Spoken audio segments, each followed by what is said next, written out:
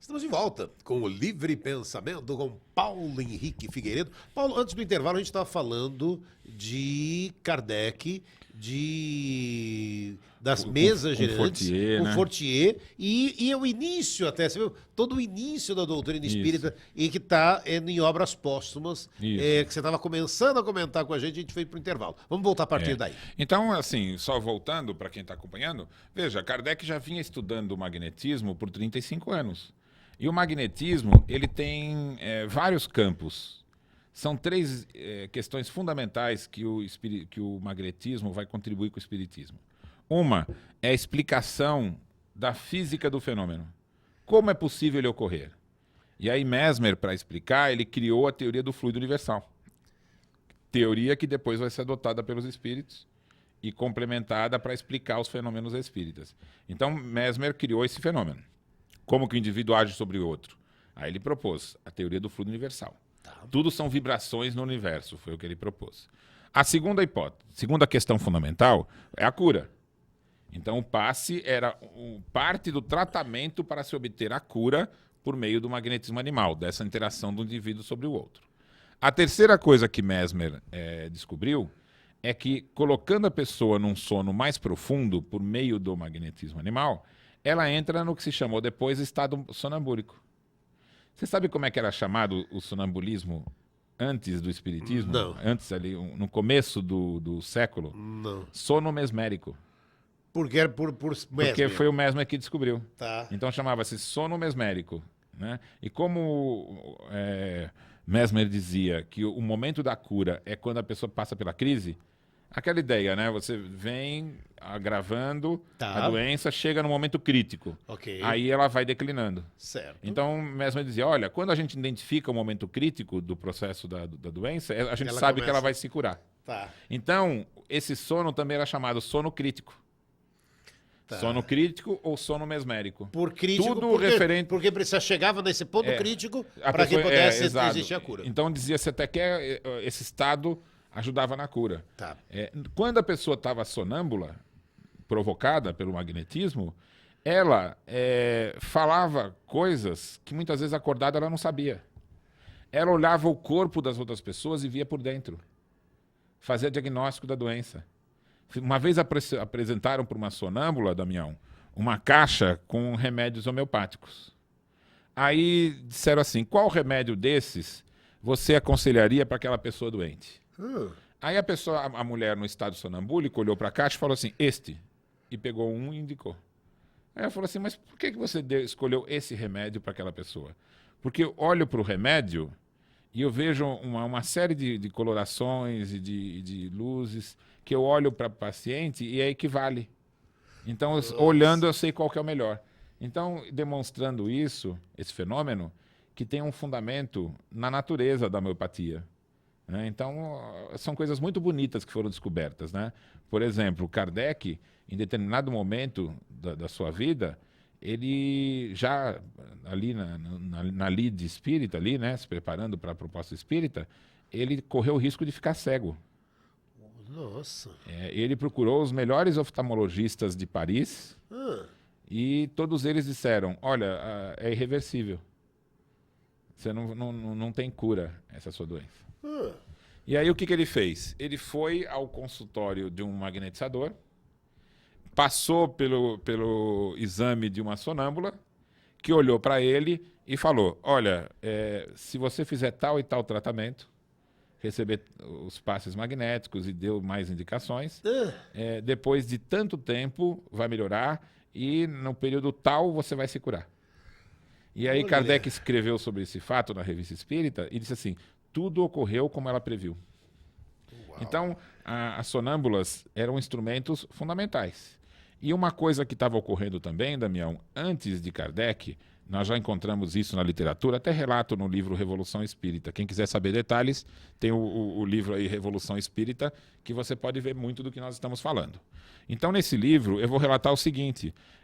Antes de Kardec, ali, haviam já reuniões, desde 1840, 45, já tinham reuniões para conversar, por meio da sonâmbula, sobre assuntos mais diversos. Tá. Ainda não se identificava que eram espíritos. mas percebia-se que era um conhecimento profundo que o indivíduo tinha no estado sonambúlico. E aí as pessoas iam lá admiradas. O pesquisador falava assim, olha, vamos falar sobre as estrelas. E a sonâmbula relatava, olha, as estrelas são assim. Possivelmente até ela saindo do corpo, tinha visões. Espíritos podiam também se comunicar. Então isso já ocorria. Mas temos que pensar o seguinte, qual era a postura de Kardec? Ele conhecia o passe para a cura e estudou por 30 anos o sonambulismo. Então ele sabia que ele dava o passe na pessoa e ela tinha conhecimentos extraordinários. Certo. Isso era sabido. Bom, quando chegou 54, explodiu o movimento das mesas girantes. Tá. Os magnetizadores não eram detentores das mesas girantes. Foi um fenômeno social. Mas eles foram os primeiros a dizer assim, puxa, a gente pode contribuir com essa questão. Tá. Nós podemos usar o magnetismo para explicar. Então, os magnetizadores começaram a estudar o fenômeno das mesas girantes. E aí a gente entende a primeira conversa, que ele fala assim, olha, o Fortier era um amigo de Kardec, por quê? Porque os dois eram magnetizadores. Tá. Então, Kardec era do meio dos magnetizadores. E ele, então, o Fortier chegou para ele e disse o seguinte, sabe o que acabamos de descobrir no magnetismo? Ele não só magnetiza as pessoas, mas as mesas que giram à nossa vontade. Então o Fortier, você vê que ele está deslumbrado com o fenômeno. E aí ele diz para Kardec, olha, se você, em vez de dar passe na pessoa, der um passe numa mesa, ela se mexe. Então foi a primeira visão de alguns magnetizadores diante do fenômeno. A mesa está se mexendo. Aí Kardec falou, para mim não estranho. Tá. Porque o magnetismo tem algo a ver com a eletricidade, se a eletricidade causa movimento, por que o magnetismo, a ação da pessoa, não pode causar um movimento? Então ele falou, não vejo nada de absurdo nisso. Então vamos para o período, a continuação da conversa. Alguns tempos depois, revi o Sr. Fortier e ele me disse, veja o que é bem mais extraordinário. Não apenas fazem girar uma mesa, magnetizando-a, como a fazem falar. Pergunta-se e ela responde. Então Kardec não sabia de espiritismo, não sabia de espírito, não sabia de nada disso. A apresentação que foi feita para ele do fenômeno, ele não tinha visto a mesa girante, nada. Então o que o Fortier estava dizendo para ele? Que a gente pega um objeto inanimado, que é uma mesa, dá passes nela, e ela não vai só se movimentar. Ela vai falar e responder e conversar com você. Agora, Damião, vamos dizer que você não soubesse nada de magnetismo nem de espiritismo. Se você soubesse de magnetismo, mas nada de espiritismo, volta lá no passadão. Tá, aí falam para você, olha, as mesas estão se movimentando quando dá passe nelas. Você não reagiria igual Kardec? Sim. Mas assim, tudo bem. Então, Bega ela é cético. Agora, se eu falasse para você assim, olha, a mesa começa a conversar com você, ela entra em estado sonambúlico. Aí, percebe? Sim, não é ceticismo. Não é, E aí a resposta de Kardec. Isto, repliquei, é outra questão. Acreditei se vir e se olhar isso. E quando me for provado que uma mesa tem cérebro para pensar, nervos para sentir e que pode ser tornada sonâmbula. Até lá, permita-me achar que a história para boi dormir, para dormir em pé. Sim. Então, veja, isso não é ceticismo de Kardec, é lógica, a mais absoluta lógica. Porque a gente tem que voltar no tempo e saber que naquele momento Kardec nem cogitava espíritos. Tá. Ele não cogitava espiritismo, espíritos, nada disso. Ele não estava envolvido com esse assunto. E aí, quando você diz que ele não estava envolvido, né, dos 35 anos dele ali nesse trabalho, vamos analisar, conversar um pouquinho sobre isso com quem está nos acompanhando, Paulo. Tá. Kardec codificou a doutrina espírita a partir dos 50 anos. Quer dizer, ele tinha 50 anos que é ainda hoje, né? Quantas pessoas que estão nos acompanhando, às vezes parem. Nossa, 50 anos, vivi tanta coisa, já fiz tanta coisa. Veja, às vezes você ainda está sendo chamado para poder realizar tantas outras coisas. E eu queria que você falasse um pouquinho sobre isso, porque Kardec viveu até pouco para a doutrina espírita. Foram apenas 15 anos, né? Que aí ele desencarnou com 65. Ele viveu apenas 15 anos. Como é que esse momento, apenas esses 15 anos para todo o trabalho de codificação, Paulo? Então, essa pergunta é fundamental, a que você fez.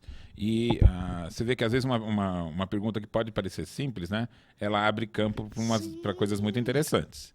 Então, veja. Quem é Kardec aqui? Ele é um materialista, cético, cientista? Não.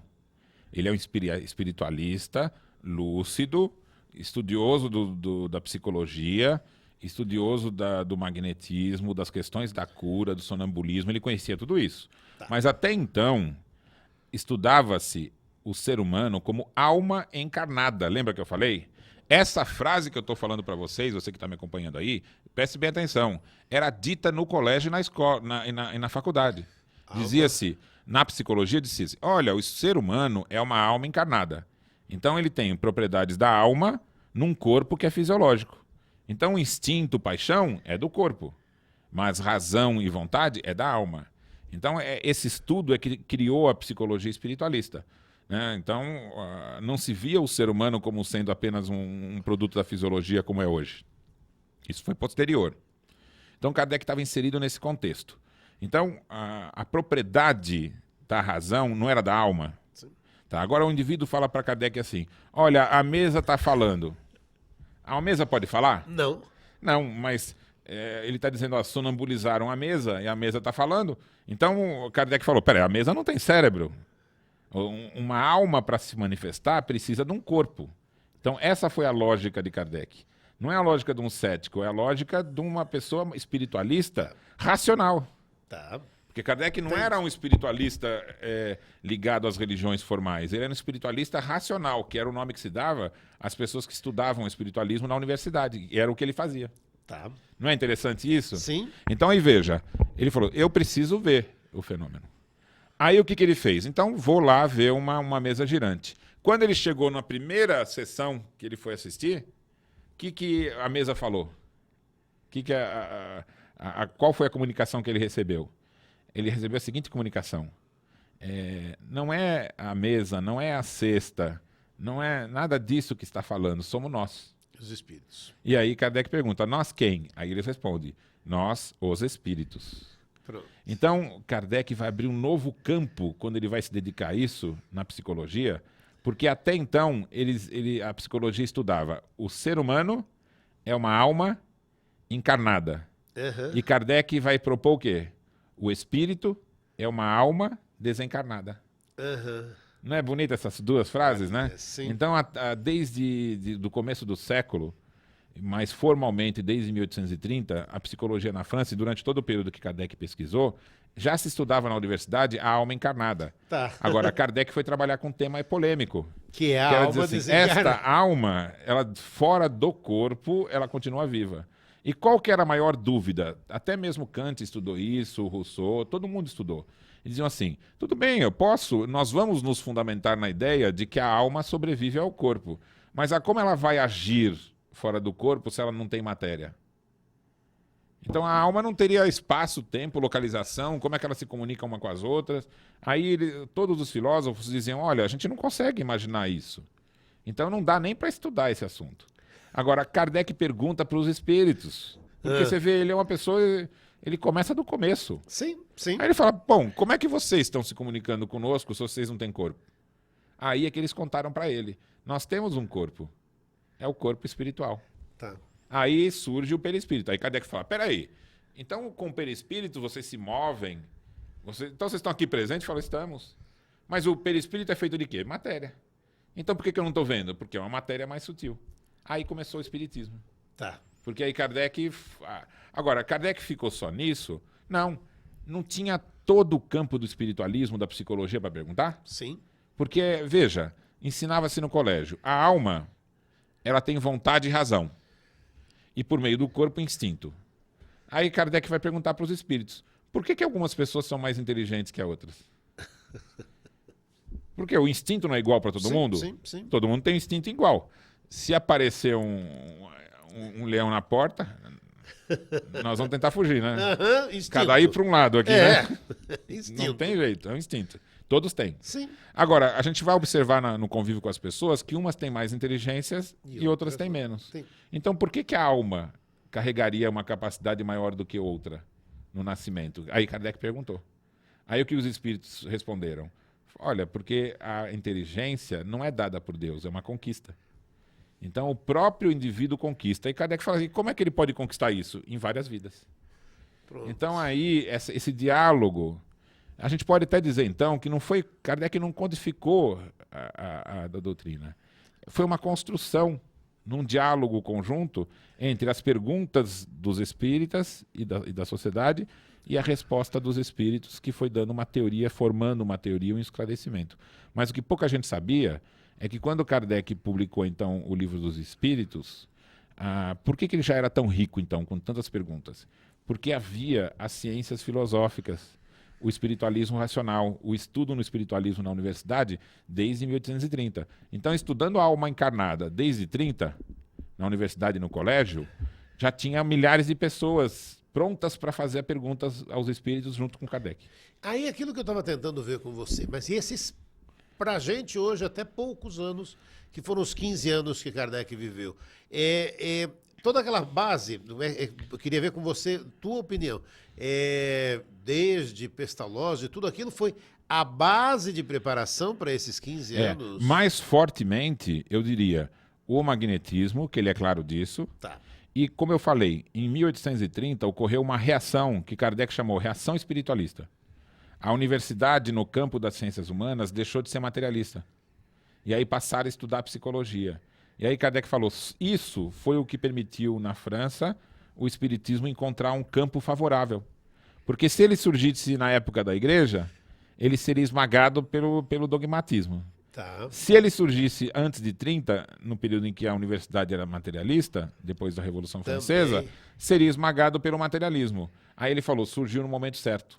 Surgiu quando o espiritualismo, veja, de 1830 a 55, quando ele trabalhou ali no Livro dos Espíritos, são 15 anos. Então, a sociedade francesa, e até a mundial, porque a França era o centro da cultura, né? Estavam fermentando ali o espiritualismo estudado pela razão. E aí, então, e também o magnetismo. Então, quando chegaram os espíritos para falar, os homens tinham perguntas a fazer. Se eu sou uma alma encarnada, qual é o significado da desencarnada? Por que é inteligência? A inteligência a gente desenvolve, tá como? Porque você, desde a primeira vida como espírito, vai desenvolvendo o livre-arbítrio e a inteligência. Aí todas as ideias começaram a surgir. E Kardec foi aos poucos apresentando isso nas suas obras. Quer dizer, é bonito quando a gente consegue, né, tá dividindo com você uma conversa de falar, né, ter essa oportunidade de falar dessa importância e do trabalho do Kardec, né? Porque pra gente, às vezes, eu adoro o trabalho, a codificação, como você disse, de repente, essa conversa, a maneira que ele teve que fazer, só que às vezes a gente até pra gente também, né, e incomoda às vezes, falar, nossa, mas aí a gente acaba percebendo também, pelas biografias e tantas histórias, a luta do Kardec ali, né, na codificação, para ele teria mais objetivos e de repente ele também já estava se imaginando ali um pouco cansado com todo o trabalho que ele estava realizando, querendo mais, mas percebendo que o corpo não ia estar segurando tudo isso, né? Então, veja só, Damião, você se tornou um comunicador. Sim, sim. E quando foram as suas primeiras comunicações, falar na rádio e tal? Nossa, eu comecei na Rádio USP, que eu trabalhei lá na Rádio USP 5 anos. Quanto tempo faz isso? Vou denunciar a sua idade aí. Eu trabalhei na Rádio USP de 85 a 90, de 1985 a 90. Então, veja, nós estamos falando de muito. 85, 90. São 20, quase 30 anos. Sim, sim, sim. Então, veja, se hoje, em qualquer lugar que precisar, alguém falar que a senhora entrega para você um microfone, põe uma câmera na tua frente e fala assim, faz aí um programa. Me viro. Mas você vai titubear? Não, não. Porque, me diga, são quantas horas? Já tem tanto, bagagem tem. Então você só vai se preocupar com o tema, sim, com sim. O diálogo com quem você vai lidar, concorda? Sim. Mas a sua preocupação com essa tarefa é zero, né? Sim, sim, sim. Porque é muita experiência. Então a gente pode verificar o mesmo ocorreu com Kardec. Tá. Ele lidou com as perguntas, vamos dizer assim, com a base do que ia ser perguntado aos espíritos, com grande profundidade.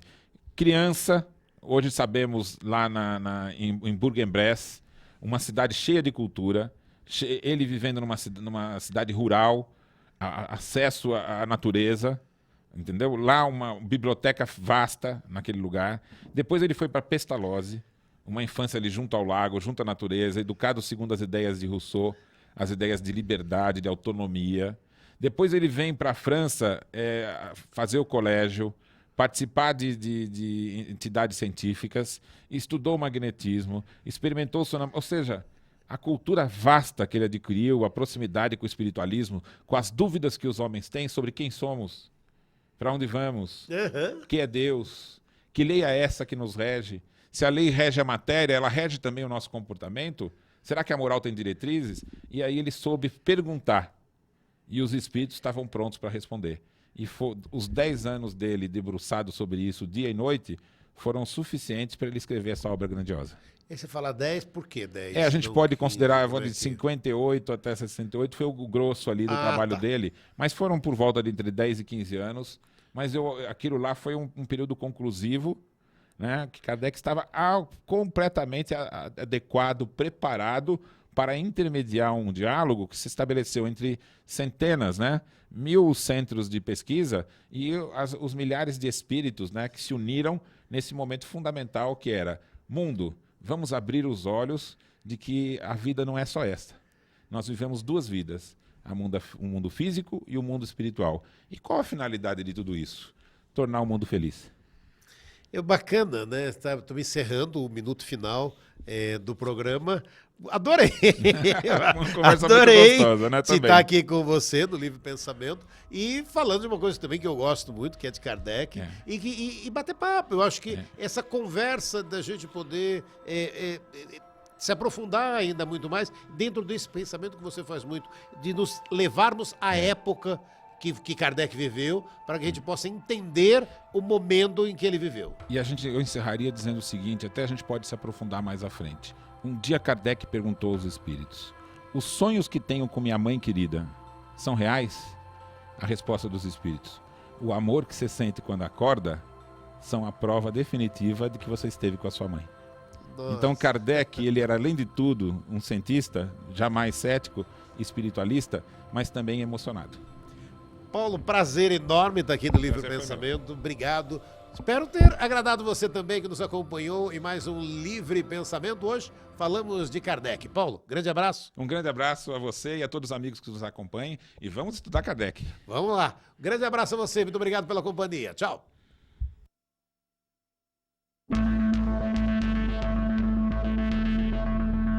Livre Pensamento. Apresentação: Cláudio Palermo e Paulo Henrique de Figueiredo.